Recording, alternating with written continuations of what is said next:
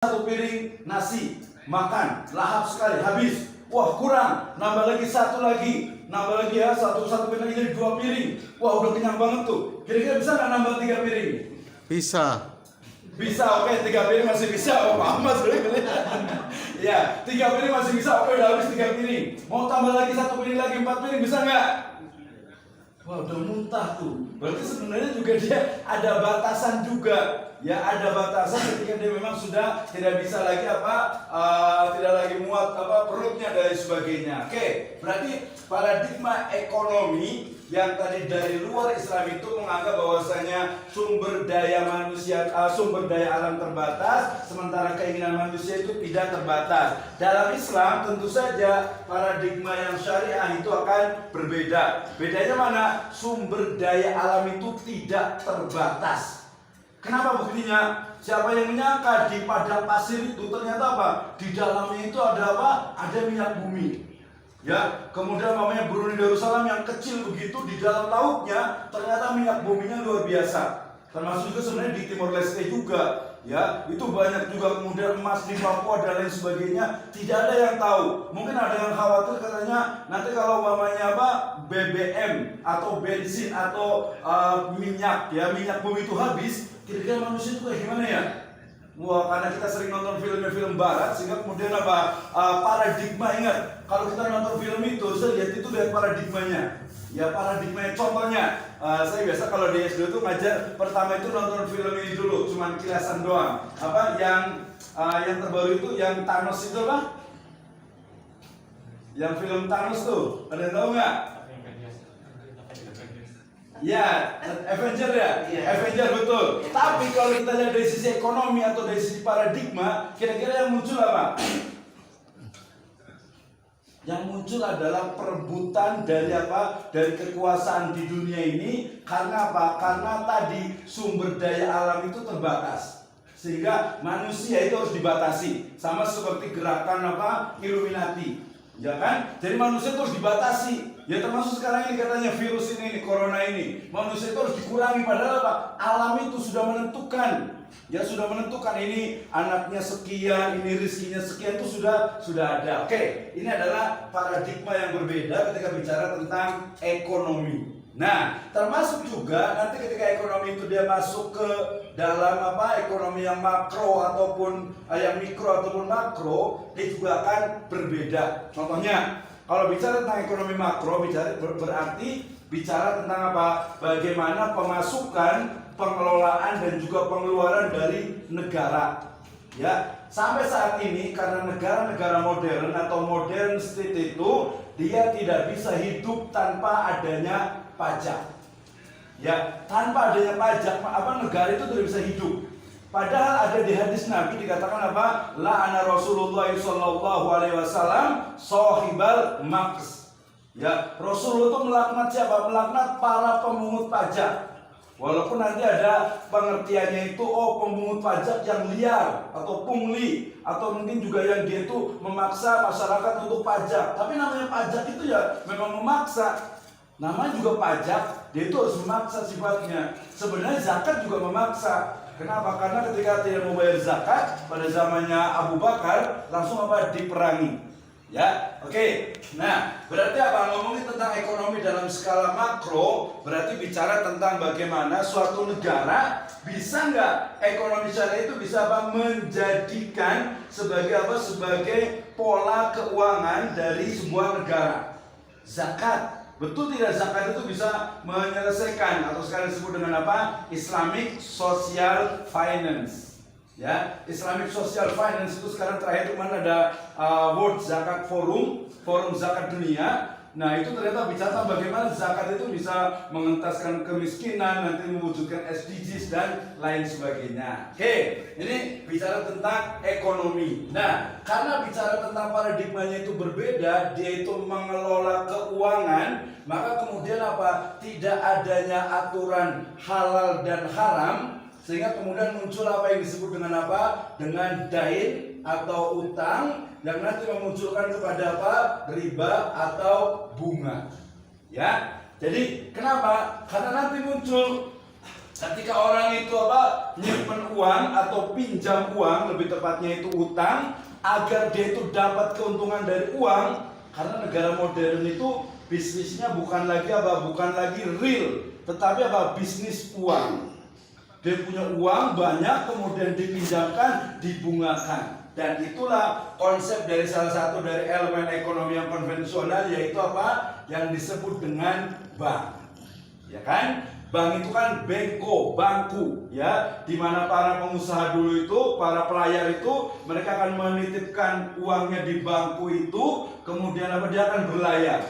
Nanti sudah kembali baru diambil lagi. Lama-lama ternyata yang dititipkan uang itu banyak. Kemudian ada pengusaha lain, pelayar lain, pedagang lain yang dia butuh, perlu uangnya. Akhirnya dipinjamkan. Dipinjamkan gimana nih? Wah, plus ditambah dengan bunga. Nah, ini awal dari adanya riba atau bunga. Ini ekonomi yang konvensional, berarti sebelah sini paradigmanya itu berbeda. Dia berarti Tadi itu mengelola sumber daya alam, kemudian mengelola keuangan tanpa melihat halal dan haram. Kenapa? Ya karena mereka memang tidak ada sumber wahyunya. Sumber wahyu itu tidak ada, berbeda dengan Islam yang dengan istilah itu adalah syariah. Mungkin ada yang bertanya kenapa di Indonesia menggunakan istilah syariah. Selalu saya jawab karena pada masa lalu Islam itu pernah menjadi musuh utama negara ini. Ya, jadi yang namanya Islam itu adalah teroris, fundamentalis.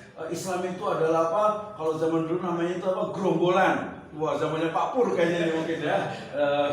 Jadi dulu tuh taunya gerombolan. Sekarang lagi kemarin sempat diisukan juga yang di Sulawesi itu. Ya padahal kalau analisis saya itu tidak benar, termasuk kajian saya di Garut dengan di Tasik itu, kalau mereka betul-betul yang mereka itu betul-betul Islam, mereka tidak akan mau mengambil apalagi sampai membunuh masyarakat. Tidak mau mereka. Ya tidak mau. Kalau yang membunuh itu berarti dia bukan Islam, bahkan bisa jadi itu adalah bentukan. Nah, ya kenapa menggunakan kata syariah? Karena Islamofobia itu terlalu banyak sehingga kemudian digantilah istilah Islam dengan syariah. Harusnya ekonomi Islam. Ya, tetapi ini agak menarik. Kalau di perguruan tinggi negeri, ya perguruan tinggi yang umum negeri, dia menggunakan ekonomi Islam. Di UI, di Unpad Pajajaran, kemudian juga di Ponegoro, kemudian juga di UGM sampai di Brawijaya, itu semuanya pakai ekonomi Islam. Jadi yang di bawah Dikti, Kemenristek Dikti itu, yaitu dia sekarang itu menjadi di Kementerian Pendidikan dan Kebudayaan, itu selalu menggunakan istilah ekonomi Islam. Sementara kalau di Kemenag semuanya pakai ekonomi syariah.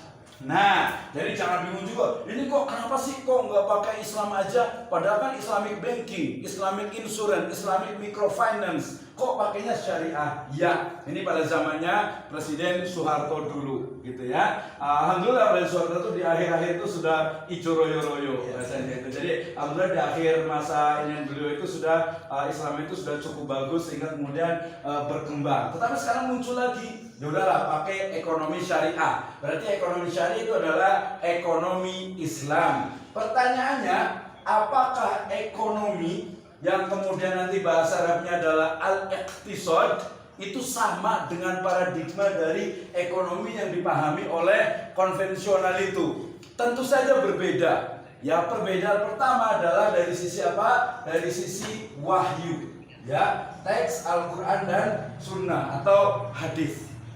Ini yang pertama yang membedakan. Kenapa? Karena semua aktivitas itu harus didasarkan kepada syariah. Ya, semua aktivitas ekonomi itu harus didasarkan kepada syariah. Dari mulai dia itu mencari rizki, mencari harta, ya mencari maisha, kemudian bagaimana mengelolanya, kemudian bagaimana nanti investasinya, bagaimana juga model-model yang terbaru ini ya tentang ekonomi kontemporer. Oke, yang pertama adalah wahyu dari Al-Quran dan hadis, dan juga nanti tentu saja plus di sini ada Ada ijtihad. Nah, nih, ranah ijtihad ini yang biasanya banyak perbedaan. Contoh, ketika menyikapi tentang bank, berarti di sini bank syariah. Saya selalu mengatakan Ya karena bank itu bukan berasal dari peradaban Islam, jadi wajar kalau di dalam itu banyak kekurangan. Apalagi aturan-aturannya itu masih apa? Masih berada di bawah Bank Indonesia. Sehingga kemudian apa? Kemudian ya ada banyak kekurangan di situ. Tetapi kekurangan di situ kemudian apa? Oleh para ulama itu dimasukkan ke dalam kaidah ya yang sebut apa? Idza ma la yudraku kullu la yutraku kullu. Ya kalau nggak bisa dilakukan semuanya, ya ambil salah satunya. Ya ambil salah satu, jangan ditinggalkan semuanya. Kemudian kenapa bank? Ya karena bank itu menjadi sopo guru bagi apa? Perekonomian di Indonesia. Ya harusnya koperasi tapi ternyata bank. Ya koperasi sekarang malah nggak jelas ya. Pak Pur ini bicara tentang apa? Tesisnya tentang koperasi. Tapi ternyata koperasi sekarang itu ya susah gitu ya. Ya semua sudah pakai bank. Ya bahkan sekarang dengan adanya finance technology sebenarnya nanti ujungnya itu kembali itu ke bank lagi. Sebagai contoh, kalau kita mau umpamanya buka ini umpamanya apa? Mobile banking. Kita mau zakat, infak, sedekah, wakaf, tinggal klik. Bahkan di setiap akhir transaksi selalu apakah Anda akan infak 1.000, 10.000, 5.000, semua itu mudah sekali.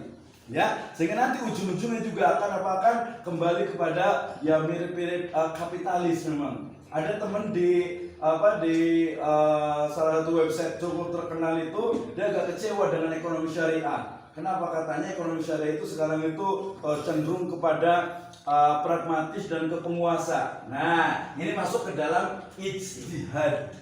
Ya, ijtihadnya. Contohnya kemarin, masa ketua Ikatan Ahli Ekonomi Syariah nggak pakai jilbab? Nah, ini kan memang masalah gitu ya, memang masalah. Tapi kemudian ketika kita sedikit bukan terbuka, sedikit memahami realitas bahwa kalau yang menjadi ketua kiai itu orang pakai jilbab kemudian orangnya soleh, ya umpamanya dia tidak akan bisa tidak mampu untuk mengakses yang ada di Kementerian Keuangan. Kemudian nggak bisa juga nanti ke pemerintah, sehingga kemudian nanti jangan sampai ekonomi syariah itu malah jadi nanti dieliminir gitu ya, dipinggirkan. Karena seolah-olah itu ekonomi syariah itu dianggap sebagai apa? Oh, ini perjuangan orang-orang yang ingin mendirikan khilafah, atau ekonomi syariah itu hanya orang-orang yang mungkin yang istiqomah, yang konsisten dan lain sebagainya. Ini juga bagian dari ijtihad politik ekonomi syariah. Nanti di semester 2 ada mata kuliah politik ekonomi. Ya, politik ekonomi syariah biar tahu ya kenapa dari pendahulu dulu kita yang di Indonesia itu memilih bank yang diislamkan dulu. Karena semua orang itu menggunakan bank, ya nggak bisa tuh sekarang kayaknya semua guru ya pakai bank. Bahkan saya juga sertifikasi dosen itu masih pakai BRI, karena memang belum boleh di sananya, gitu kan ya. Nah itu juga satu hal yang memang sangat memprihatinkan. Ini bagian dari kalau di hadis Nabi itu debu-debu riba. Jadi di akhir zaman itu, kalaupun kita nggak melakukan riba itu biasa kena debunya juga nih. Ini bukan debu, kayak kerikil atau batu kali ya. Oke, nah ketika bicara tentang ekonomi syariah berarti bicara tentang wahyu, nanti bicara juga tentang apa? Falah. Ya, falah itu adalah kita sebut dengan apa? Sukses dunia dan akhirat. Nah, sukses dunia dan akhirat ini yang membedakan antara kalau umpamanya konvensional dia bicara tentang oke lah, hanya apa sih hubungannya ekonomi itu kan kita cari uang, kita produksi, distribusi, konsumsi, nggak ada kaitan dengan agama. Ya, ini muncul dari pemikiran sekulerisme. Sekulerisme itu adalah pada masa lalu di barat sana, di mana aturan-aturan gereja itu tidak sesuai dengan bahkan bertentangan dengan aturan kenegaraan. Sehingga kalau mau maju ya tinggalkan Bibelnya itu. Akhirnya mereka meninggalkan rame-rame Bibel itu, kemudian mereka maju. Kemarin kita bahas contohnya itu di Singapura. Singapura itu adalah negara sekuler, tapi mereka maju dari sisi pendidikannya, dari sisi SDM-nya. Kalau orang yang nggak paham akan mengatakan, ya udahlah kalau Indonesia itu mau maju, kita sekuler aja. Nah, padahal tidak seperti itu. Lihat, tidak seperti itu.